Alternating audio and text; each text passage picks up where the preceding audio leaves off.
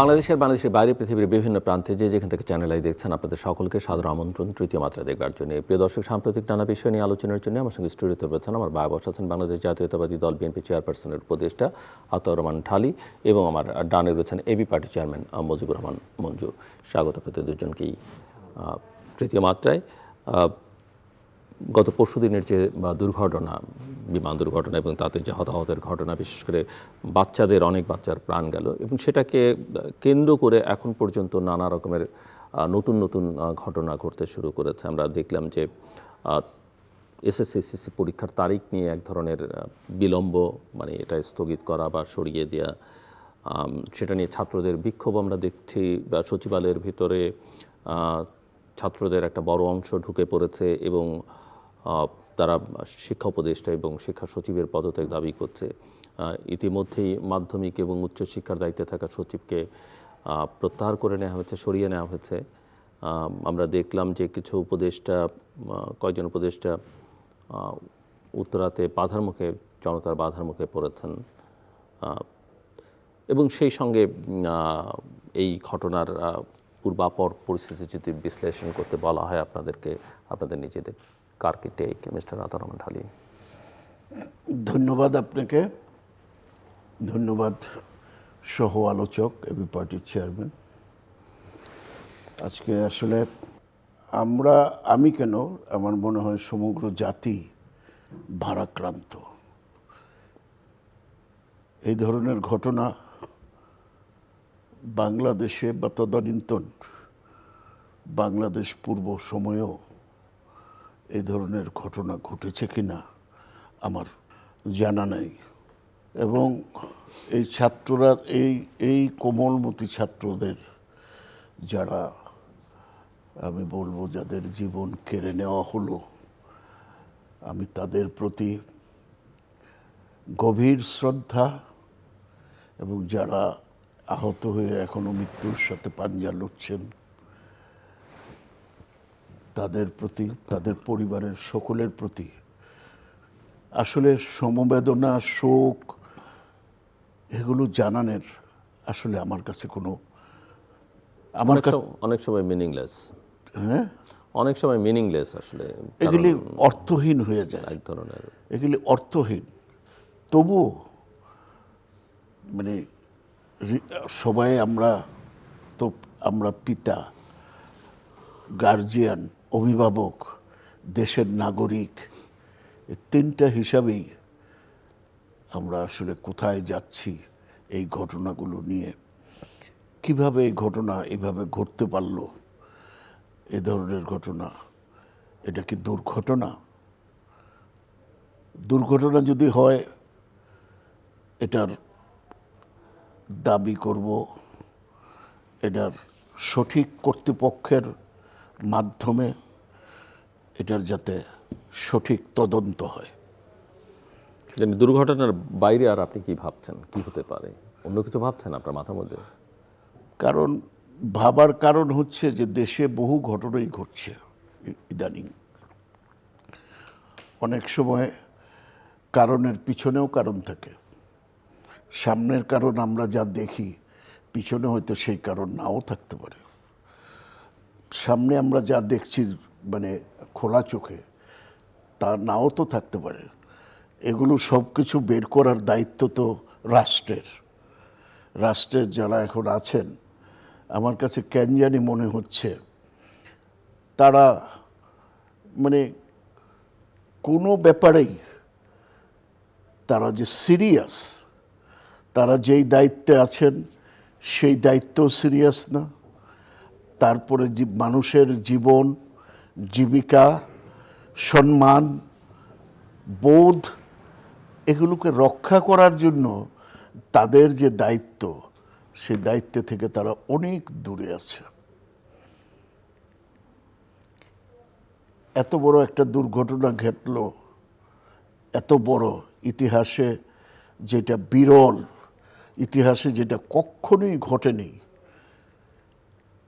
আমার কাছে তো মনে হচ্ছে যে মানে সরকার বা সরকারে যারা অধিষ্ঠিত হয়েছেন বিভিন্ন জায়গায়, তারা তাদের প্রতিক্রিয়া, তাদের আচরণ ভিতরে আমি মানবিকতা দেখি না।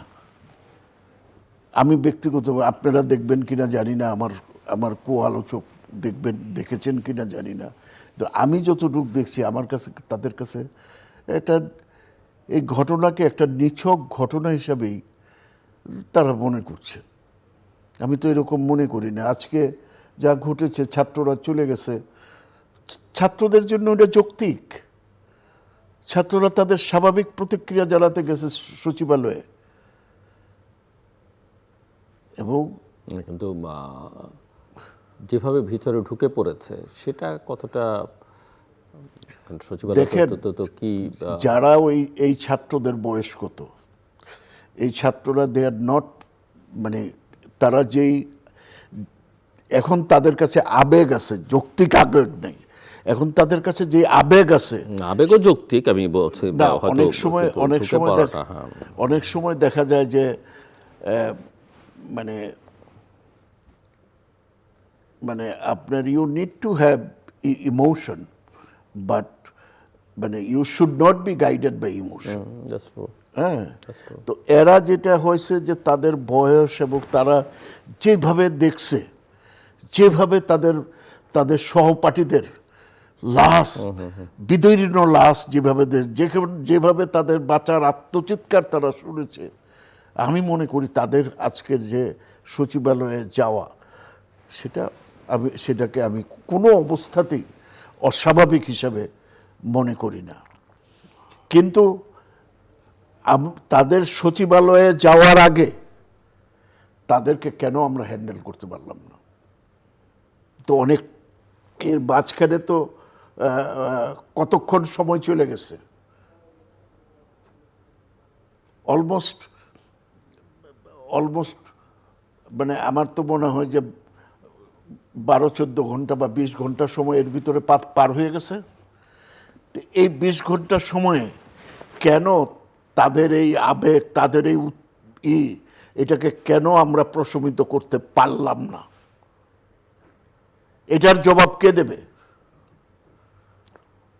এটার জবাব তো তাদের দেওয়া উচিত। কেন পারলাম না? তাদেরকে কেন, এই কোমলমতি বাচ্চাদের কেন এই পর্যন্ত যেতে হলো, সচিবালয় পর্যন্ত এই দাবি নিয়ে যেতে হলো?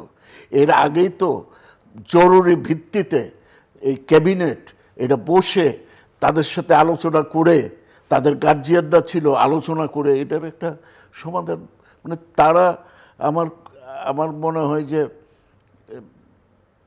কানে দিয়েছি তুলু, পিঠে দিয়েছি কুলু। কানে তুলা দিয়ে আসছে, পিঠে কুলা দিছে কিলাও।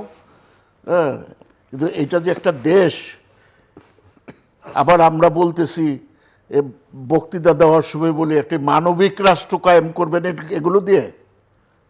এটা কি মানবিক রাষ্ট্র গঠনের লক্ষণ?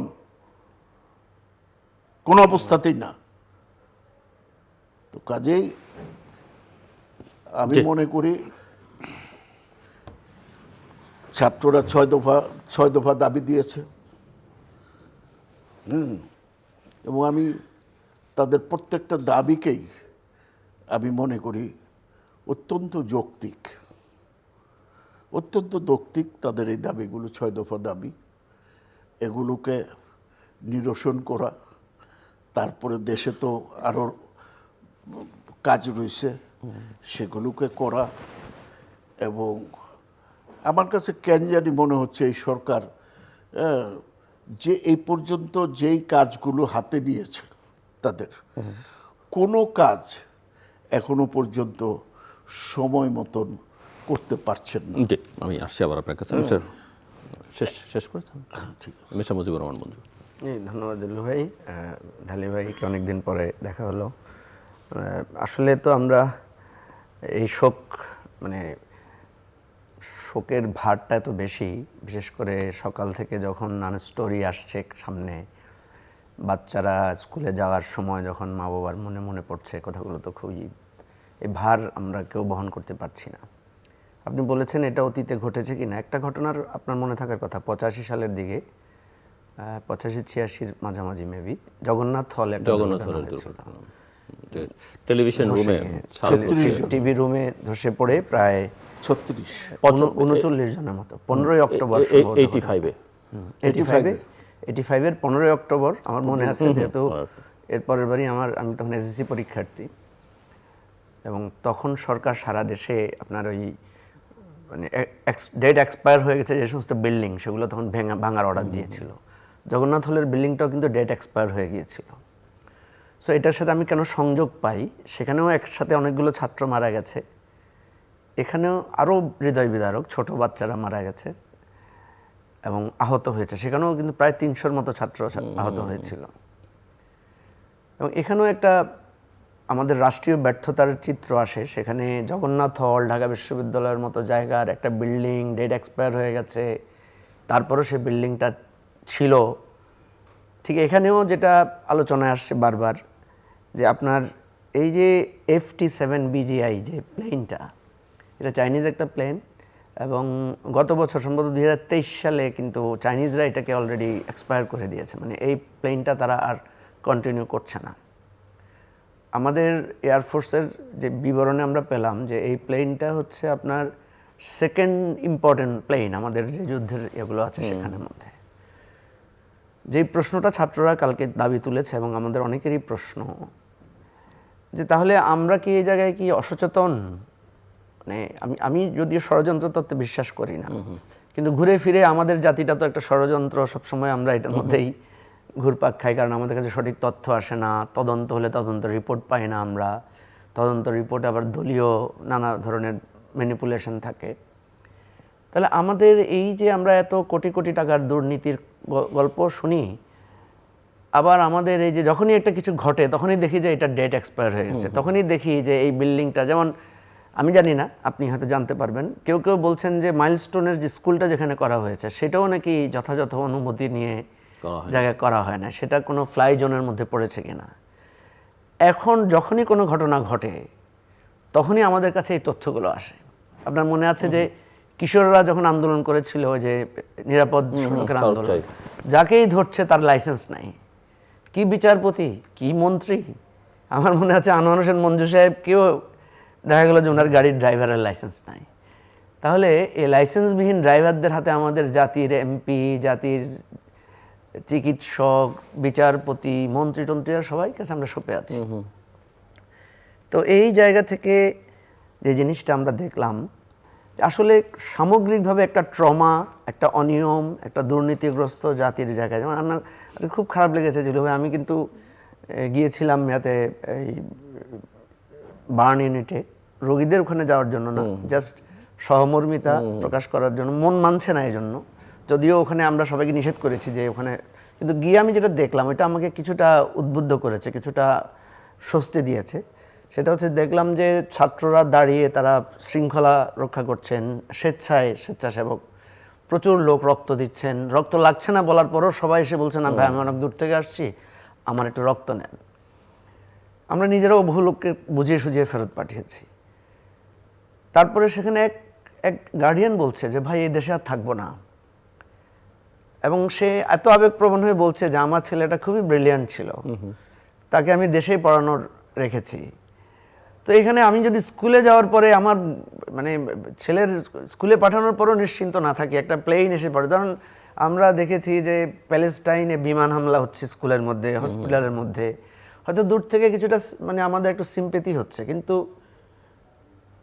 আমার একটা মানে আপনি বলেন মাইলস্টোন স্কুল তো একটা মিডল ক্লাস স্কুল আমাদের এখানে, এর চাইতে কত দুর্বল স্কুল আছে। আমার মনে হয় এখনও যদি আপনি দেখেন বাংলাদেশে বহু স্কুল পাবেন যাদের বিল্ডিং এক্সপায়ার হয়ে গেছে, এরকম ধসে পড়ে হয়তো অনেক লোক মারাও যাবে। ওই যে আপনার গাজীপুরে সাভার যে একটা গার্মেন্টস ধসে পড়লো রানা প্লাজা, সেখানে দেখেছেন বিল্ডিং কোড মানা হয় নাই, বিল্ডিংয়ের কোনো রড সিমেন্টের ব্যবস্থা নাই, বহু ব্রিজে দেখা গেছে আপনার বাঁশ দিয়ে ব্রিজ বানানো হয়েছে রডের জায়গায়।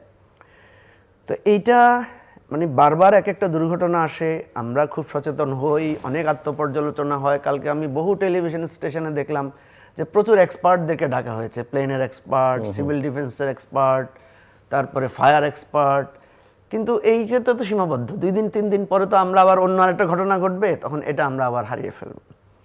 ফলে আমরা যে বারবার বলছি যে এই রাষ্ট্রটাকেই নতুন করে আবার দাঁড় করাতে হবে, নতুন করে এটাকে একটা রিকনস্ট্রাক্ট করতে হবে, এবং সেটা সবাই মিলে করতে হবে।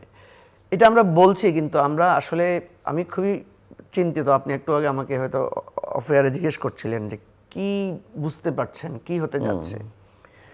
আমাদের ওল্ড ইয়ার থেকে আমরা বেরিয়ে আসতে পারছি না। মানে এটা থেকে যদি আমরা বেরোই না আসি, কে আমাদেরকে বের করবে বলেন? আজকে বিশ্বাস করেন, আমার কাছে মনে হচ্ছে যাদের ঘরে বাচ্চা আছে, আমাদের যাদের স্কুল পড়ুয়া বাচ্চা আছে, আমরা প্রত্যেকে ট্রমাটাইজড। কারণ এখন আমার ভয় হচ্ছে, আমার বাচ্চাকে আজকে স্কুল যায় নাই, বুঝছেন? ওই তার মা মনে করছে যে আমার ছেলে যে স্কুলে যাবে সেখানে যে একটা দুর্ঘটনায় পড়বে না, কি হতে পারে, এই যে একটা মানসিক ভয় ঢুকে গেছে সবার মধ্যে। আমাদের দলের একজন নেতা আছেন প্রফেসর আব্দুল ওহাব মিনার, উনি একজন ভালো সাইকিয়াট্রিস্ট। উনি আমাকে অনেকক্ষণ কথা বললেন। উনি আমাকে বললেন যে এই ঘটনায় কি কি হতে পারে, মানে ট্রমা কিভাবে, কিছু তো হচ্ছে যারা মারা গেছেন তাদের একরকম ট্রমা, যারা আহত আছেন তাদের একরকম ট্রমা, কিন্তু যারা ওই যে বিল্ডিং থেকে দেখেছে পোড়া লাশ বেরিয়ে আসতেছে, বা যারা দেখছেন যে একটু আগে বন্ধুর সাথে ছিলাম এখন আমার বন্ধুটা নাই আমি আছি, বা একটা মা তার ছেলেকে পাঠাইছে, ছেলেকে আনতে গেছে, আনতে যায় সাথে লাশ আসছে। তো উনি আমাকে যে বর্ণনা দিলেন, আমি দেখলাম যে এই ট্রমা তো আমরাও ট্রমাটাইজ। তাহলে একটা বিশাল অংশ মানুষ কিন্তু মানসিক রোগে রোগান্ত, মানে আমরা হয়তো এই ঘটনার সাথে সম্পৃক্ত না, কিন্তু অলক্ষ্যে আমরা সবাই কিন্তু রোগী হয়ে যাচ্ছে, সবাই একটা মানসিক রোগী হয়ে যাব। এবং সবার কাছে মনে হবে যে এই বুঝি আমার গায়ের উপরে সে প্লেন পড়ছে, এই বুঝি আমার গায়ের উপরে।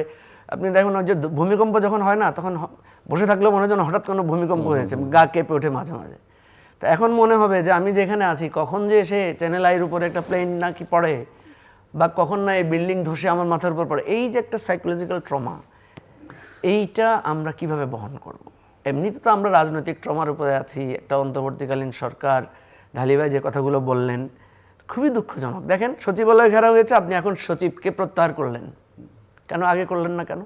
এই সচিবের ব্যাপারে তো প্রচুর অভিযোগ আগেও এসেছে। যমুনা ঘেরাও না করা পর্যন্ত এই সরকার কোনো দাবি পূরণ করেছে?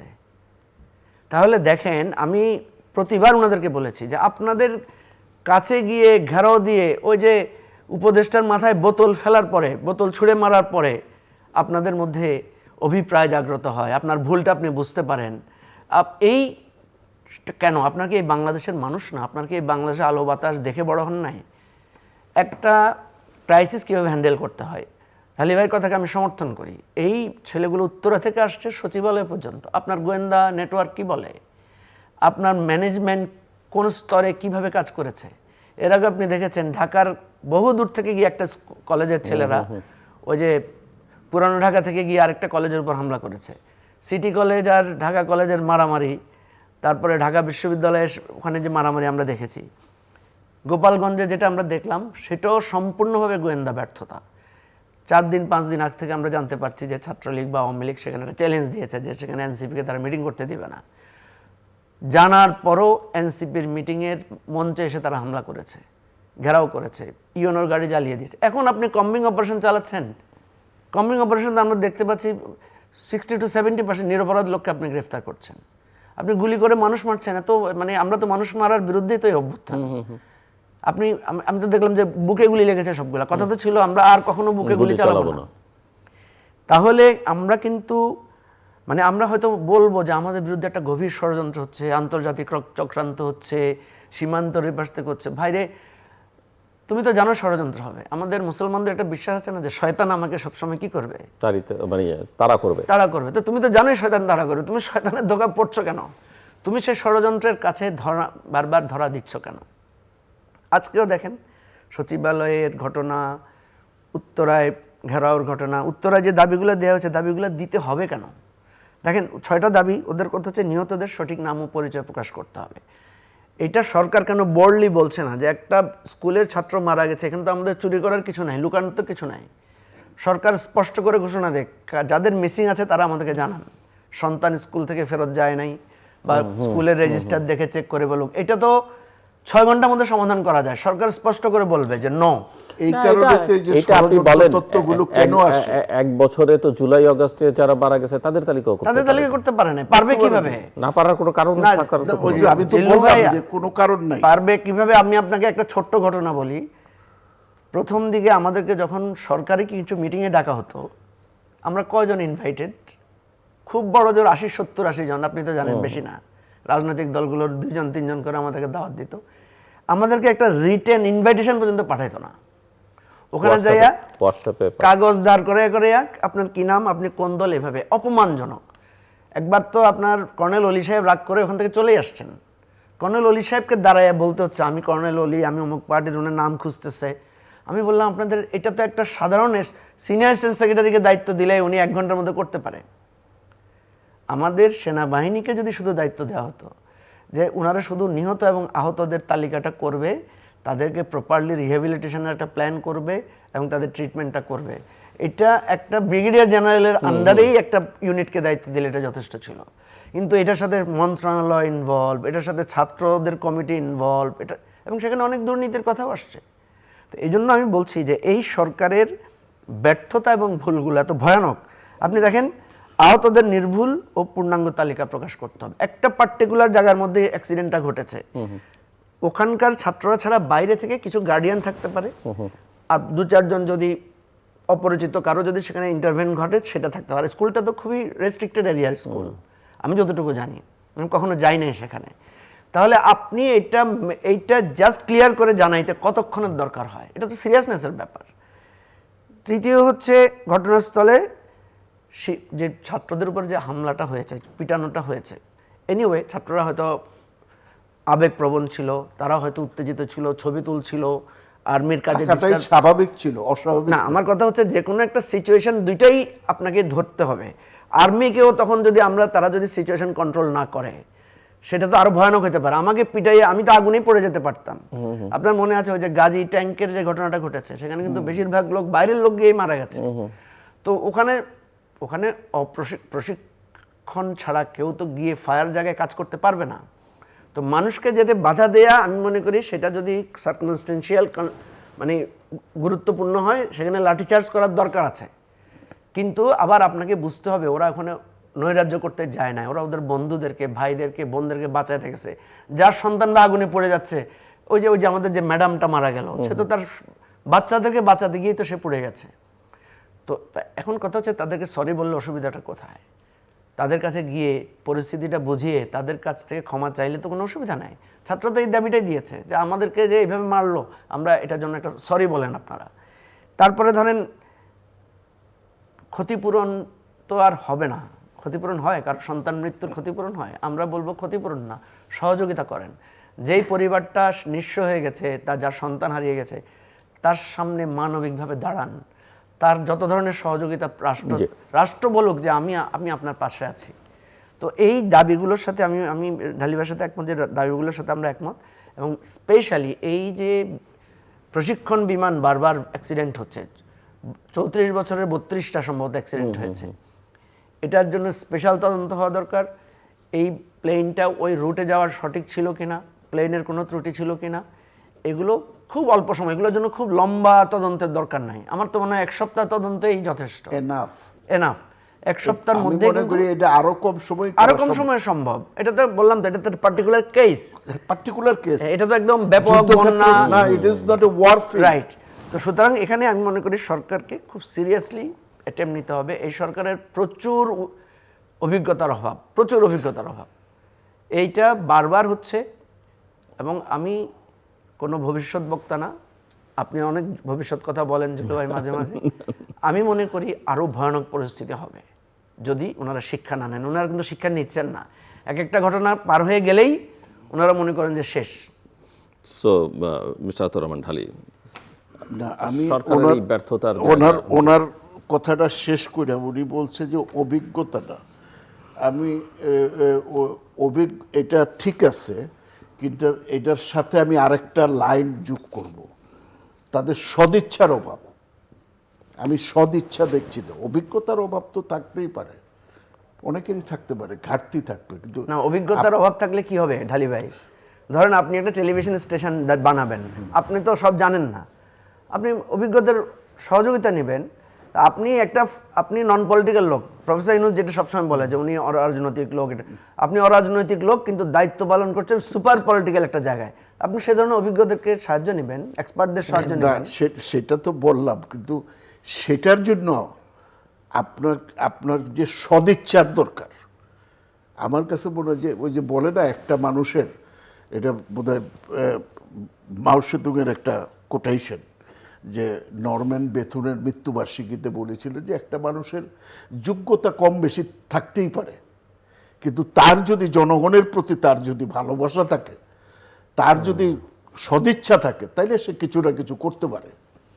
আমি ওই অর্থে কথাটা বলছি যে আমার কাছে ওই যে আপনি যেটা বললেন যে এই ছাত্রদের আজকে আবার এইটা যে ট্রমাটাইজ ছাত্ররা, এই যে আবেগ তাদের, আজকে সেই আবেগ জানাতে তারা আবার সচিবালয় কেন ওই পর্যন্ত যেতে হইলো? আমার কিন্তু প্রশ্নটা এই জায়গায়, এতক্ষণ কেন যেতে হইলো? এটা হইলো সদিচ্ছার অভাব, এটা কিন্তু তাদের অনভিজ্ঞতার অভাব না। তো সেই জায়গায় আমি বলি যে এই যে মানে সমস্ত কিছু মিলে যে মানে মঞ্জু ভাই মানে সরি ওই শর্ট নামটা বলে না না ফেলছি। ঠিক আছে। হ্যাঁ ঠিক আছে। তো এই যে গোপালগঞ্জের কথাটা ওটাই না, এখনো কিন্তু সেই জের শেষ হয়নি। সেখানে আমি খবর পেয়েছি সেখানে নিরীহ মানুষদেরকে হয়রানি করা হচ্ছে। 4000 মানে তুমি আগে কোনো নিরাপত্তার ব্যবস্থা করলে না, যেটা বললো তোমার গোয়েন্দারা টোটালি ফেইল্ড। এই কেন ফেল করলো সেটার কোনো জবাবদিহিতা নেই সরকারের, কিন্তু 4000 লোকের নামে মামলা করছে। 4000 লোকের নামে মামলা করে তিনটা মামলা হয়েছে।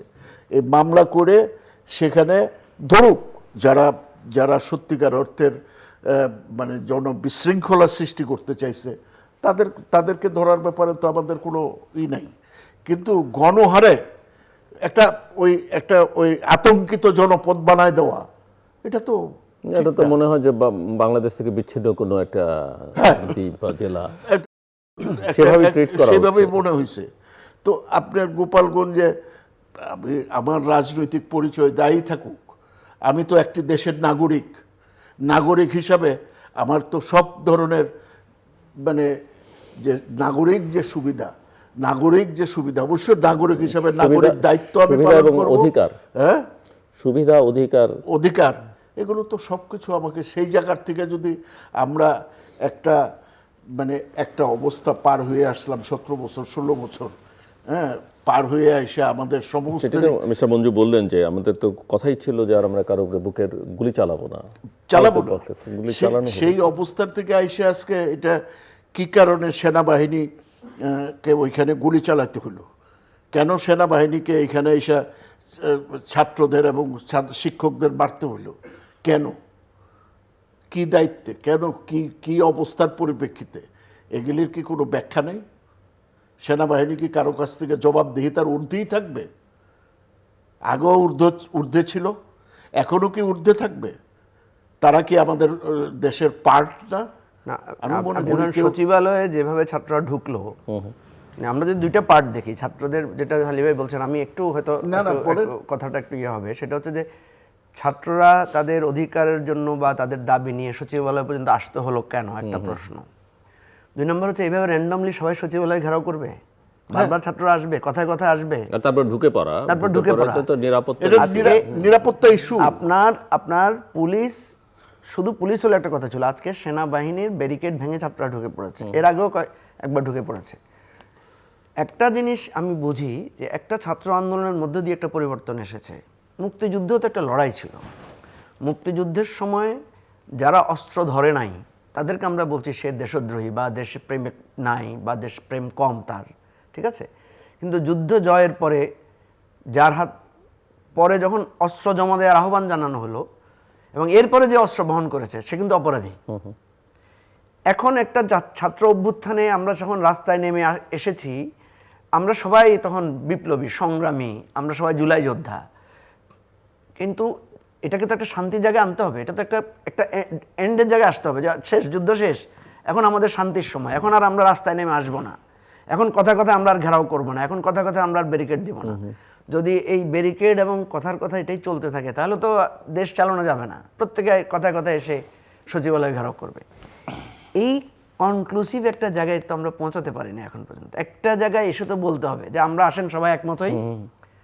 আমি কিন্তু বিশ্বাস করেন জিলু ভাই একটা প্রস্তাবও দিয়েছিলাম যে সরকার একটা প্লেস ঠিক করে, একটা অধিদপ্তর বলেন বা একটা কমিশন তৈরি করে বলে না কেন, যার যার দাবি আপনারা এখানে আসবেন, এখানে আমরা প্রতিদিন 10টা দাবি শুনবো। কারণ দাবি কেন শুনবো? কারণ অনেক বৈষম্যের পাহাড় জমে আছে, এই যে আজকে যে প্লেন এক্সপায়ার হয়ে গেছে, আজকে যে এটা তো এই সরকারের দোষ না, এটা তো আগের সরকারের দোষ, সব ঘানি তাদেরকে টানতে হচ্ছে। আগের সরকারের দুর্নীতি, ব্যাংকের ব্যাংক্রাফট করা, আদার্স সব তো এখন আমাদেরকে টানতে হচ্ছে। তো সরকারকে তো একটা জায়গায় এসে ক্লিয়ারলি বলতে হবে, দেখেন আপনি এ পর্যন্ত কয়টা নোটিশ পেয়েছেন যে যমুনায় আর বিক্ষোভ করতে দেওয়া হবে না? আমি এ পর্যন্ত 8 থেকে 10 বার শুনেছি যমুনায় নিষিদ্ধ করা হলো, নিষিদ্ধ করে আবার হয়, নিষিদ্ধ করে আবার হয়। এখন দুইটা হতে পারে যে আপনি উদার, নিষিদ্ধ হলে আপনি লাঠিচার্জ করছেন না, আসতে দিচ্ছেন না, কিন্তু কথা হলো এইটার জন্য কি একটা কনসেনসাস তৈরি করা যেত না জি সবাইকে নিয়ে? আমি আপনার একটু আপনি যে কথাটা বলছেন যে আপনার পলিটিক্যাল পার্টিকে সাথে যে ধরনের অসম্মানজনক আচরণ করা হয়, আমি জানতাম না, আজকে আমি এটা জানার পরে আমি আমি আমি ক্ষুব্ধ এবং বিক্ষুব্ধ একজন রাজনৈতিক কর্মী হিসাবে। হ্যাঁ, যে এরপরে তো রাজনৈতিক দলদের সাথে আলোচনাই বয়কট করা উচিত। না, এখন আমি যেটা মনে করি আমাদের যেটা না, ঐকমত্য second- কমিশন করছে, ওটা কিন্তু ওরা করছে না, আগে করেছে আর কি, মানে ঐকমত্য কমিশন ঠিক তো আছে। আরেকটা জিনিস হলো যে সব কিছুই শুধুমাত্র রাজনৈতিক দলগুলোর ভিতরেই কেন সীমাবদ্ধ রাখছি? এই যে আলোচনা বলেন, ঐক্যমত, রাজনৈতিক দলগুলোর সাথেও আমার অফিসিয়াল যে আলোচনাগুলো হয়েছে, সেই আলোচনাগুলো কিন্তু পূর্ণাঙ্গ না। আপনারা বলতে পারবেন, আপনারা অংশগ্রহণ করেছিলেন, মানে একটা দায় সারা গোছের আলোচনা, একটা থ্রেড অ্যান্ড বেয়ার ডিসকাশন, এই যে দেশের সিচুয়েশনকে আজকে একটা নর্মালিসির জায়গায় ফিরিয়ে আনার জন্য, এবং স্বাভাবিক অবস্থার থেকে আবার আমাদের যাত্রাটা কিন্তু অনেক দূরে, আমাদের যাত্রাটা অনেক দূরে, এবং আমাদের সামনের দিকে তাকাইতে হবে। এই যে সামনের দিকে তাকানোর জন্য প্রধান এটাই হচ্ছে যে রাজনৈতিক দলগুলোর সাথে একটা সুসম্পর্ক গড়ে তুলে, রাজনৈতিক দলগুলোর সাথে আলোচনা করে এগুলো বের করে। শুধু রাজনৈতিক দলকে আমি বলবো না, আরও যারা স্টেক হোল্ডার আছে, আরও যারা সমাজের প্রতিনিধি, সমাজের বিভিন্ন শ্রেণীর প্রতিনিধি আছে, তাদের সাথেও আলোচনা করা যেতে পারে। এখন সরকার কিন্তু ওই যে, হ্যাঁ, অনভিজ্ঞতা আছে, কিন্তু সদিচ্ছারও অভাব আছে। তারা এতগুলো সময় পার হয়ে গেল, হ্যাঁ, আজকে এতগুলি সময় আবার জুলাই মাস চলে গেল, আবার আগস্ট মাস চলে আসতেছে। তো ইটস এ লং টাইম, 1 বছর চলে গেল। এই 1 বছরে আমরা কি, আমাদের প্রাপ্তি কি? পত্রিকায় দেখি প্রাপ্তি কি? হ্যাঁ, এই প্রাপ্তি আবার আবার মানে পুলিশ বা আর্মির হাতে আবার মানুষের মৃত্যু, এটা কি আমাদের প্রাপ্তি ছিল? আমাদের প্রাপ্তি তো ছিল আমরা নতুন নতুন দেশ দেখব, নতুন স্বপ্ন দেখব। এই এই এই যেটা আমাদের ছাত্ররা, সো এখন এই যে নতুন দেশ, নতুন স্বপ্নের জন্যই তো এই জাতীয় ঐকমত্য কমিশন কাজ করছে। অনেকগুলো জাতীয় ঐকমত্য কমিশন ঐকমত্য প্রতিষ্ঠার চেষ্টা করছে, অনেকগুলো সংস্কার কমিশন তাদের রিপোর্ট দিয়েছে। এটা কি জাতীয় ঐক্যমত না অনৈক্যমত? এটা উনি ভালো বলতে পারেন, যেটা মনে হয়েছে, মাঝে মাঝে ওই মিটিং এ যান এবং উনি যাওয়ার সৌভাগ্য আছে ওনার, আমার তো নাই। হ্যাঁ, বলে আমার পার্টি যায়। হ্যাঁ, তো এটাকে আমি আখ্যায়িত করতে চাই জাতীয় অনৈক্যমত। কারণ এই পর্যন্ত কি কি প্রশ্নে যে ঐক্যমত হয়েছে আর হয় নাই, কোনো প্রশ্নই তো কিছু ওইটার জন্য তো আপনার দলের প্রতি সবার আঙ্গুল উঠে যে আপনারা একমত হয়ে গেলে তো সব ঐক্য হয়ে যায়। না, একমত তো মানে ধরেন আমরা তো অনেক সময় দ্বিমত হওয়ার জন্য তো একমত হই। না, ঠিক আছে, দ্বিমত হওয়ার জন্য তো একমত হই। একমত আমরা হব না কেন ভাই? আলোচনার জন্য একটা রাজনৈতিক না হয়েছে, আস্তে আস্তে এটা একটা ফরম্যাটে যাচ্ছে, এটা জুলাইয়ের মধ্যে কনক্লুড হয়ে যাবে। এটার সাথে সাথে যে অন্য যে কাজটা, এগুলোর সাথে যে নির্বাচনটারে আপনি এই সামনে নাকের আগায় মূলা দিয়া এই সমস্ত আলোচনা করে এগুলিকে একটা আরো মানে সুস্থ সুন্দর জায়গায় না নিয়ে আরো জটিল জায়গায় নেওয়ার যদি কোনো কূটকৌশল থেকে থাকে, হ্যাঁ, জটিল রাজনৈতিক। আমি তো দেখলাম আপনার এলাকায় গিয়ে, মানে আপনি তো মোহাম্মদপুরে থাকেন, এবং সেখানে গিয়ে দেখলাম যে আপনার পোস্টারে ছেয়ে গেছে যে নির্বাচনে যেন আপনাকে দল থেকে প্রার্থী করা হয়। কিন্তু আমার প্রশ্ন হচ্ছে যে আপনি নির্বাচন দেখেন, কবে নির্বাচন?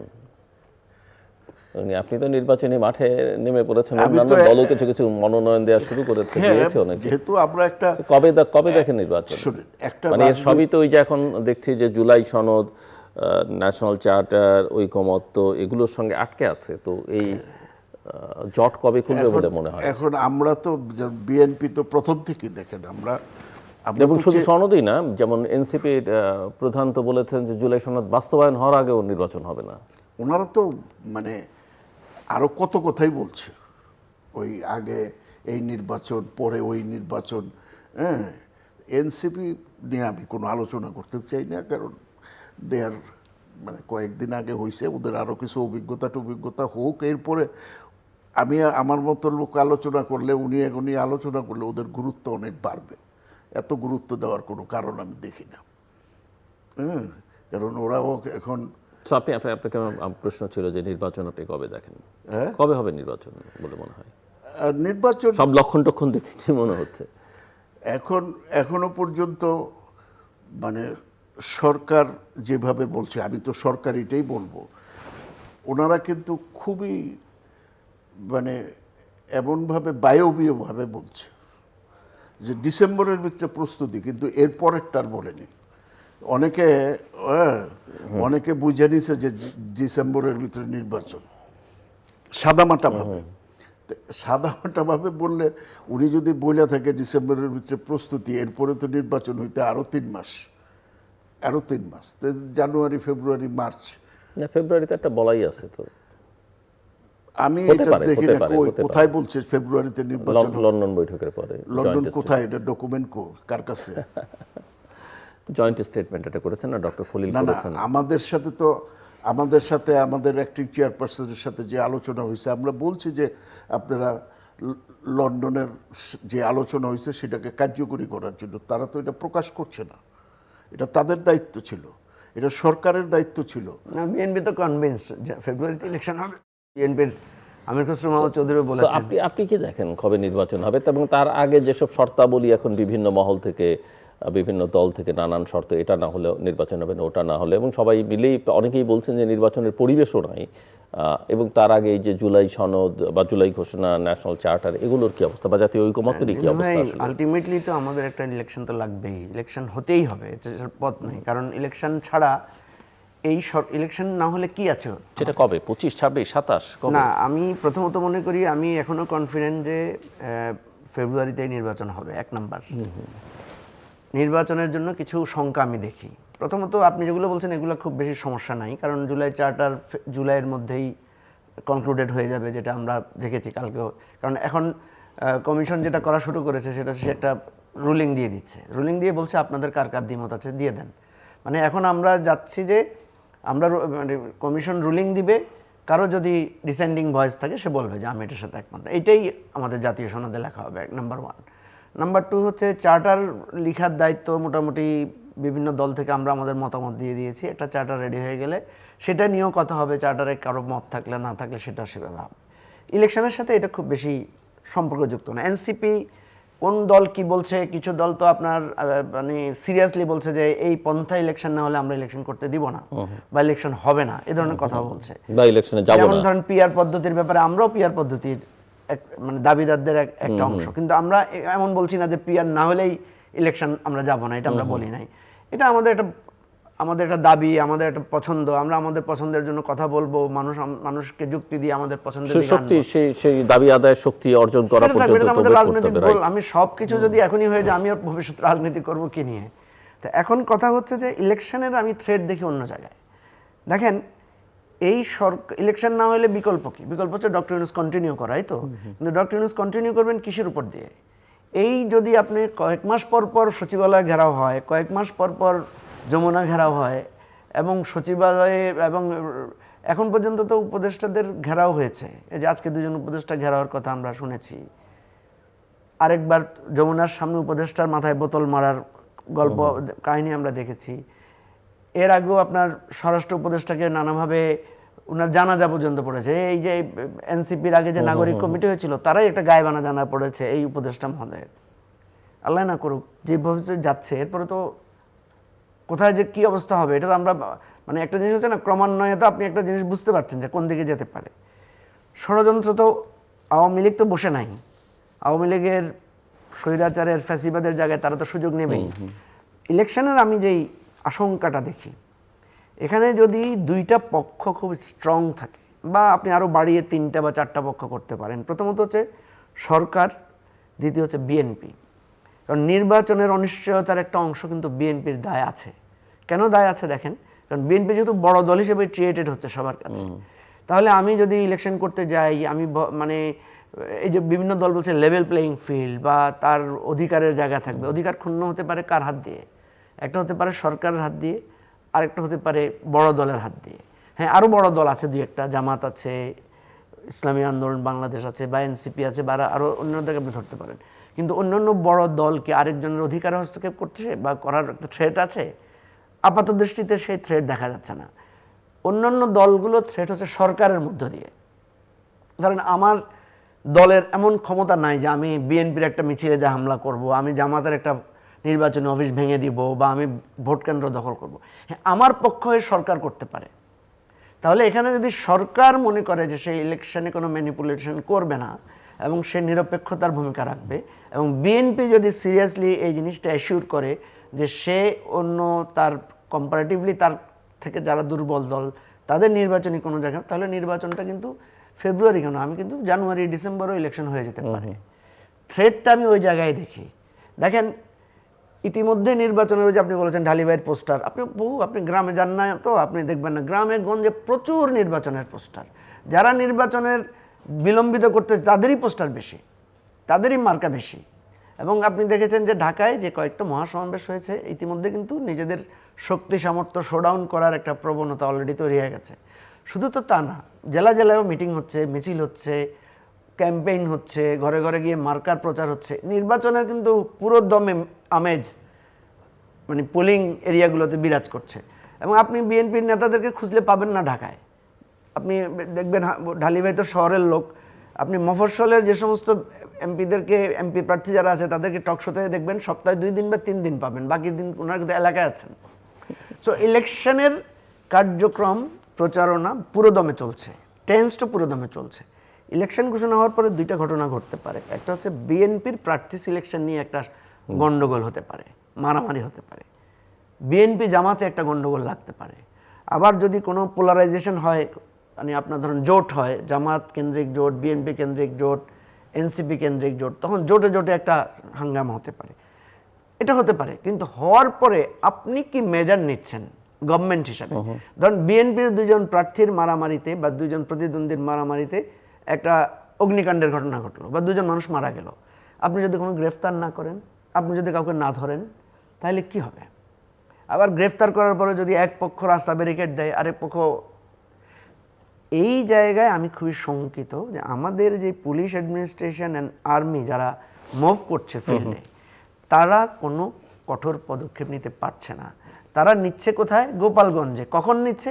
ঘটনা ঘটে যাওয়ার পরে। তারা কালকে চট্টগ্রামে 2টো ছাত্র সংগঠনের মারামারি হয়েছে, আপনি সেটা ফলো করে দেখেন, সেখানেও কিন্তু ব্লাডশেড হয়েছে। এরকম ঘটনা যদি দেশে 10টা ঘটে, 20টা ঘটে একসাথে, 20টা ঘটার পরে যদি রাস্তা ব্যারিকেড হয়, কেউ হরতাল ডাকে, কেউ অবরোধ দেয়, তাহলে নির্বাচন কিভাবে হবে? এই জায়গায় সরকার এবং বিএনপি এবং প্রতিদ্বন্দ্বী যাদেরকে আপনি স্টেক হোল্ডার মনে করছেন, তাদের একটা সমঝোতামূলক সমাধান বের করতে হবে। যদি এই সমঝোতামূলক সমাধান আমরা পৌঁছাই, তাহলে আমি কিন্তু ফেব্রুয়ারিতে খুব ভালো একটা ইলেকশন দেখি। আদার দেন ইলেকশন শুরু হবে, কিন্তু শেষ পর্যন্ত ইলেকশন শেষ হবে কিনা এটা নিয়ে আমার শঙ্কা আছে। সো আমরা ফাইনাল রাউন্ড, 4-5 মিনিট করে, মিনিট 4 প্রথম কথা হইল যে মুজিবুর রহমান মঞ্জু ভাই যে কথাটা বলছেন বিএনপি নিয়ে, বিএনপি সবসময়ই দেখেন একটি দায়িত্বশীল দল হিসাবে এই পর্যন্ত এই সরকার আগেও, মানে যখন বিএনপি আওয়ামী লীগ ক্ষমতা ছিল, বিএনপির উপরে এত অত্যাচার, এতই পরেও বিএনপি সবসময় কিন্তু একটা দায়িত্বশীল ভূমিকা এই দেশে পালন করেছে, সরকারে গিয়েও সরকারের বাইরে থেকেও। এবং এই মানে আওয়ামী লীগের পতনের পরে এই পর্যন্ত দেখেন এই সরকারকে সহযোগিতা করার প্রশ্নে বিএনপি কিন্তু অতুলনীয়। হ্যাঁ, যে এই সরকার একটা নির্বাচন, আমাদের সংস্কার, সব যে প্যাকেজগুলো আছে, এই ক্ষেত্রে বিএনপি যেই সহনশীল ভূমিকা বিভিন্ন সময় দেখিয়েছে, এটা বিএনপির যে গণতান্ত্রিক চরিত্র, এটাকে সে বারবার কিন্তু প্রমাণ করেছে। এবং বিএনপি সম্পর্কে আপনি দেখেন বিভিন্ন ধরনের কটূক্তি যারা করছে, বিভিন্ন ধরনের প্রচার অপপ্রচার আছে, থাকতেই পারে। একটা বৃহৎ রাজনৈতিক দল, তার পক্ষে বিপক্ষে প্রচার থাকাটা অস্বাভাবিক। এত বড় রাজনৈতিক দল, আপনি বলছেন যে এখন সর্ববৃহৎ রাজনৈতিক দল, তো এদের বিরুদ্ধে যে ধরনের মানে বক্তব্য দিয়ে আসছে, বিএনপি চাইলে তো এগুলোর মানে প্রতিরোধ করা, মানে ফিজিক্যালি প্রতিরোধ করা বিএনপির জন্য কোনো বিষয় না। কিন্তু বিএনপি কিন্তু দেখেন সেই রাস্তায় বিএনপির শক্তি সামর্থ্য সমস্ত কিছু থাকার পরও বিএনপি এখানে মেধা, মনন, যৌক্তিকতা এবং গণতান্ত্রিক জিনিসটাকে বিএনপি সবসময় সামনে নিয়ে আসছে। এবং বিএনপি এটাতে অনর, এই যে নির্বাচনের ব্যাপারে সবচেয়ে বেশি সিনসিয়ার ভূমিকা সমস্ত রাজনৈতিক দলগুলোর ভিতরে বিএনপি সবসময় রেখেছে। এই ব্যাপারে কোনো ত্রুটি নেই। এবং স্পেশালি আমাদের অ্যাক্টিং চেয়ারপারসন, তার বক্তব্য দেখেন, সে নির্বাচন এবং গণতন্ত্র দুটিকে এক কাতারে এনে উনি যেভাবে কর্মীদের প্রতি, সারা দেশের মানুষের প্রতি দিয়ে দিচ্ছে, এটা একটা অনন্য দৃষ্টান্ত আমাদের জন্য। আর তাছাড়া আজকে হ্যাঁ আরেকটা জিনিস কিন্তু আমার মনে হয় মঞ্জু ভাই একটা পয়েন্টে পিআর, পিআরকে বিএনপি না, বাট উনি একটা ভালো কথা বলেছেন যেটা খুবই গুরুত্বপূর্ণ, যে হ্যাঁ এটা আমার দাবি, কিন্তু আমার না, দাবি না, তো উনি ওইটাই জনগণের বলতেছেন। দাবিতে পরিণত করবার। এটা চমৎকার লাগছে, দাবি থাকতেই পারে, কিন্তু আমাকে উনি তার কিন্তু জন্য জনমত নির্বাচনটা সংগঠিত হোক, করতে হবে, হ্যাঁ। মানে এইটা নিয়ে নির্বাচনে কোনো বিঘ্ন সৃষ্টি হোক, তার দল ওই জায়গায় যাবে না। না, ধরেন আমি বললাম পিআর হলে আমি না হলে আমি যাব না, বিএনপি বলবে পিআর হলে আমি যাব না, তাহলে ইলেকশন হবে কি? না, বিএনপি ওই জায়গায়, বিএনপির কারণটা হচ্ছে যে পিআর, আসলে আমরা যারা পিআর চাই তাদের সবাই পিআর সম্পর্কে তাদের কতটুকু ধারণা আছে, আমি কিন্তু আপনার কথা বলছি না, আমি অন্য না, যারা এটা- চায়। এটা মানে নির্বাচন পদ্ধতির, গণতান্ত্রিক পদ্ধতির এই বিতর্ক আলাদা।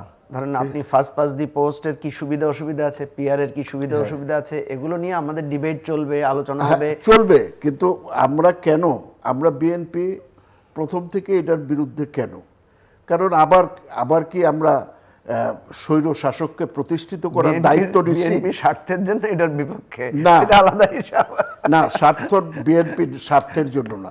আপনি আমাদের দেশে এই পিআর এই মুহূর্তে, আমি বলি না ভবিষ্যতে, এই পিআর এই মুহূর্তে এটাকে কোনো পিআর প্রপোর্শনাল রিপ্রেজেন্টেশন করা সম্ভব না। পিআর এর এক সিস্টেম তো নাই, সেখানে আছে সিঙ্গেল ট্রান্সফারেবল ভোট আছে, নানা পার্টি রকমের লিস্ট নানা আছে। রকমের। তো এগুলো আপনি কোনটা করবেন? আপনি যেটা বলছেন, হ্যাঁ এগুলি অনেকে জানে অনেকে জানে না। আবার আপনার পিআর পদ্ধতিতে ভোট করে তো আপনি আবার স্বৈরাচার প্রতিষ্ঠিত করবেন। যদি পার্টি সিস্টেমে হয় তাহলে পার্টি আরেক স্বৈরাচার হবে, পার্টি আরেক দুর্নীতিবাজ পার্টি হবে। আপনারা কি সেই জায়গায় যেতে চান? সেই জায়গায় আমাদেরকে নিয়ে যেতে চান? আমরা তো ওই জায়গা থেকে চলে আসছি। কাজেই আমরা এই জন্য বিরোধিতা করছি। আপনাদের যুক্তি আছে, অসুবিধা করি না, কিন্তু কথা হলো যে আরেকটা প্রশ্ন আমি একটা পিআরের, যদি আপনি যে প্রেজেন্ট যে সিস্টেম, আপনার ব্যালট পেপারটা হইব একটা বইয়ের মতো। বাংলাদেশের কতজন শিক্ষিত লোক? আমরা তো কাগজে কলমে 70% কই, লেখাপড়া পড়তে পারে কতজন, লাইন ধরে পড়তে পারে কতজন? 16-17% হবে কিনা সন্দেহ। তো এই 10% লোক এটা পইরা ভোট দিতে পারবে কিনা? এত বড় একটা বই হবে না, এত বড় বই হবে না। আচ্ছা যাক, ওইটা নিয়ে যাই হোক, শেষ করতে হবে। তারপরেও বলি যে উনি যে শঙ্কার কথা বলেছেন নির্বাচন নিয়ে, হ্যাঁ নির্বাচন নিয়ে শঙ্কা আমাদেরও আছে। তবে আমরা যদি সমস্ত গণতান্ত্রিক শক্তি এই ব্যাপারে ঐক্যবদ্ধ থাকি, তাহলে আমরা এটা ধন্যবাদ। করতে পারবো। ধন্যবাদ। এই ধরনের, এই যে তারপরেও আমি বলবো যে এখানে যাতে বাংলাদেশে আবারও কোনো ধরনের জঙ্গিবাদের উত্থান না ঘটে, সে ব্যাপারেও ধন্যবাদ। কিন্তু সবাইকে মিস্টার মুজিবুর রহমান। সচেতন থাকতে মিস্টার হবে। মুজিবুর রহমান। জি ঢালি ভাই, আমি ঢালি ভাইয়ের যে কথা, এটার ব্যাপারে দুই একটা কথা বলি। প্রথম কথা হচ্ছে, আপনি বলেছেন বিএনপিকে আপনি খুব সিনসিয়ার হিসেবে দেখেন।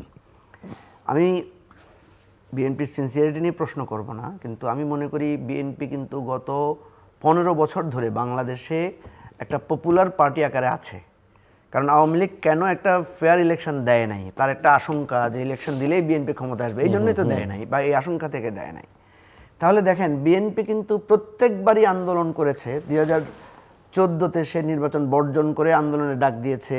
আমার মনে থাকার কথা, তখন কিন্তু ওই যে বিদেশিদের ইন্টারভেনশন, ইউনাইটেড নেশনসের টিম আসছিল, অনেক চেষ্টা করা হয়েছিল, তারপরেও বিএনপি একটা ইলেকশন আদায় করতে পারে নাই এবং সরকার পতনের জন্য একটা বড় ধরনের আন্দোলন তৈরি করতে পারে নাই। করেছে, প্রত্যেকবারই বিএনপি ফিল্ডে ছিল, আন্দোলন করেছে, সংগ্রাম করেছে, গ্রেফতার হয়েছে। 2018-তে বিএনপি কিন্তু অপোজিট জায়গায় গেছে, অর্থাৎ ইলেকশনে পার্টিসিপেট করেছে, একেবারে একটা গ্র্যান্ড অ্যালায়েন্স করেছে। এদিকে ইসলামিস্টদেরকে রেখেছে, ওদিকে লেফটদেরকে নিয়েছে, সবাইকে নিয়ে গ্র্যান্ড অ্যালায়েন্স করেছে। তারপরেও কিন্তু ইলেকশনটা আদায় করতে পারে নাই, বিশ্ববাসীকে ইনভলভ করেছে।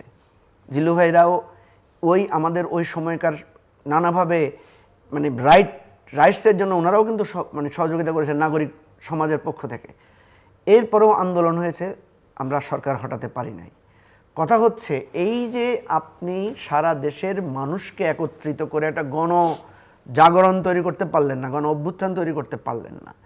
যখন ছাত্ররা ইনভলভ হয়েছে, বিএনপি নেতাদের সাথে আমরা তখন প্রায় আলাপ করতাম যে আন্দোলন পারছেন না কেন আপনারা। আমাদের এই যে নজরুল ইসলাম খান, ফখরুল ইসলাম আলমগীর, ওনারা খুব সিনসিয়ারলি স্বীকার করতেন যে দেখো আন্দোলন সবসময় সফল হয় শ্রমিক এবং ছাত্রদের অন্তর্ভুক্তির কারণে। তো আমাদের ছাত্র সংগঠন তো দুর্বল হয়ে গেছে, ক্যাম্পাসগুলোতে তো সব মেরে সব ছাত্র সংগঠন ছাত্রলীগ দখল করে ফেলেছে, বলে আমাদের ছাত্র সংগঠনের সেই স্ট্রেংথ নাই। ঠিক আছে, গুড। এখন যখন ছাত্রদের সাথে সম্মিলিতভাবে আপনি একটা আন্দোলনের সফল পেলেন, তাহলে আপনাকে এখন খেয়াল করতে হবে না যে নির্বাচন একদম আমার দোরগোড়ায়, আমি এটাকে কিভাবে ক্যাশ করব, কিভাবে এটাকে অ্যাচিভ করব। এখানে কী নিয়ে আলোচনা হচ্ছে? এখানে হচ্ছে সংস্কার এবং বিচার নিয়ে, এবং সংস্কারের বিএনপির প্রস্তাব 31 দফা। আপনি 31 দফা ধরে ধরে পড়লে দেখবেন যেই বিএনপির যে কমিটমেন্টগুলো ছিল সেগুলো নিয়ে কি আমরা আলোচনা করছি, কিন্তু অ্যাপারেন্টলি মনে হবে বিএনপি সংস্কার চাচ্ছে না। আপনি প্রত্যেক সংস্কারের সব কিছু গুছিয়ে আসলে লাস্টে দেখা যায় যে বিএনপি একমত হচ্ছে না। এটাই হচ্ছে পারসেপশন। তো সমস্যাটা কি? এই সংস্কারে বিএনপি একমত হলে বিএনপির অসুবিধাটা কোথায়? কারণ হচ্ছে বিএনপি মনোজগতে মনে করছে যে তারাই নেক্সট ক্ষমতায় আসছে। যেমন বিএনপি বলতেছে আপনারা নির্বাহীর ক্ষমতাকে হ্রাস করছেন কেন, প্রধানমন্ত্রীর ক্ষমতাকে কমায় ফেলছেন কেন? আপনিই তো বলেছেন ভাই ক্ষমতার ভারসাম্য আনবেন। তো ক্ষমতার ভারসাম্য আনলে আমাদের তিনজনের যদি ওনার ক্ষমতা বেশি, ভারসাম্য আনলে ওনার কিছু ক্ষমতা আমাকে দিতে হবে না, ওনার কিছু ক্ষমতা আপনাকে দিতে হবে না? তাহলে ভারসাম্য আনার জন্যই তো আমরা বলছি যে কিছু দায়িত্ব কিছু প্রাতিষ্ঠানিকগুলোকে শক্তিশালী করতে হবে। বিএনপি এটার সাথে একমত হয়ে একটা সুষ্ঠু নির্বাচনের দিকে গেলে অসুবিধাটা শেষ করতে হবে। সেই জন্য আমি যেটা বলছি, আপনি বিএনপিকে সিনসিয়ার দেখতে পাচ্ছেন, আমার কোনো দ্বিমত নাই, কিন্তু বিএনপিকে আরও কৌশলী, এবং বিএনপি কিন্তু 111-এ আপনি খেয়াল করেন 111-এও বিএনপি পপুলার ছিল, কিন্তু সে 111 সরকারের সে নেগোশিয়েট করে নাই। রাজনীতিতে হচ্ছে আপনাকে আপনার অপোজিশনের সাথে নেগোশিয়েট করতে হবে। আপনি যদি আপনার অপোজিশনকে ভরসা না দেন, আপনার অপোজিশন যদি ভরসা না পায় যে আপনি ক্ষমতায় আসলে বা নির্বাচনে গেলে, আচ্ছা ধরেন এই যে বিএনপি বলছে ইলেকশনে চলেন, এটা তো সত্য কথা, যে হারবে সে ইলেকশনে আসবে কেন? বিএনপি তো ইলেকশনে যায় না আওয়ামী লীগের সাথে, হারবে দেখেই তো যায় না ইলেকশনে। তো এই জন্য কথা হচ্ছে, আমার কথাগুলোকে হয়তো একটু অন্যরকম মনে হতে পারে, কিন্তু আমার কথা হচ্ছে যে বিএনপির দায়টা বেশি। তো আপনার কথা আপনি বলছেন বিএনপির দায়, বিএনপির দায় এবং কৌশলটার কারণেই আমরা বারবার ধন্যবাদ। একটা বৃহৎ রাজনৈতিক দলের যে কৌশল, সেটার সাথে হয়তো আপনার কৌশলের ভিন্নতা থাকতেই পারে। আমি শেষ করছি। তো তারপরও মনে হয় যে বিএনপি সঠিক পথে আগাচ্ছে, দেশের মানুষের পক্ষে যাচ্ছে। দেশের মানুষ বিএনপির দিকে তাকিয়ে আছে, এটাই আমাদের গর্বের বিষয়, এটাই আমাদের আশার বিষয়। প্রান্তে আমরা সামাজিক যোগাযোগ মাধ্যম ফেসবুক, এক্স এবং ইউটিউবে তৃতীয় মাত্রা লাইভ স্ট্রিম হচ্ছে, আপনারা দেখতে পারেন। টেলিভিশনের পর্দায় দেখতে না পারলে যে কোনো সময় যে কোনো স্থান থেকে ইউটিউবে তৃতীয় মাত্রা চ্যানেলটি সাবস্ক্রাইব করি, পুরোনো পর্বগুলো আপনারা দেখতে পারেন। মিস্টার মুজিবুর রহমান মঞ্জু এবং মিস্টার আতর রহমান ঢালি, অনেক ধন্যবাদ এই আলোচনা অংশ নেওয়ার জন্য।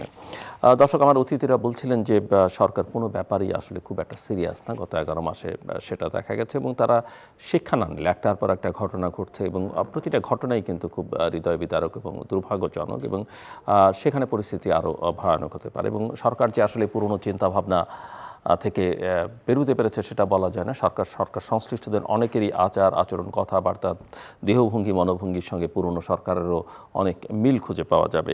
কাজে এই জায়গায় একটা সমাধান নিঃসন্দেহে গণতান্ত্রিক প্রক্রিয়া উত্তরণের জন্য যেটা খুব জরুরি সেটা হচ্ছে নির্বাচন। যত দ্রুত, অনেকেই মনে করেন যে যত দ্রুত নির্বাচন হয় তত মঙ্গলজনক। নিঃসন্দেহে সংস্কার দরকার, এটা অনস্বীকার্য।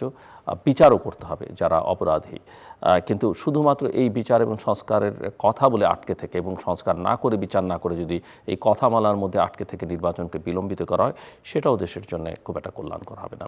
এবং সব মিলিয়ে আমার এক অতিথি যেমনটা বলছেন যে অবস্থা এমন জায়গায় এসে দাঁড়িয়েছে, ইলেকশনে তো শুরু হবে, শেষ হবে না, এবং এটাও একটা ভয়ানক কথা। কিন্তু কাজেই আমরা আশা করব যে সকল স্টেক হোল্ডারদের নিয়ে সরকার দ্রুততম সময়ের মধ্যে দেশের জন্য যেটা কল্যাণকর হয় সেটা যেন করবার উদ্যোগ নেয়।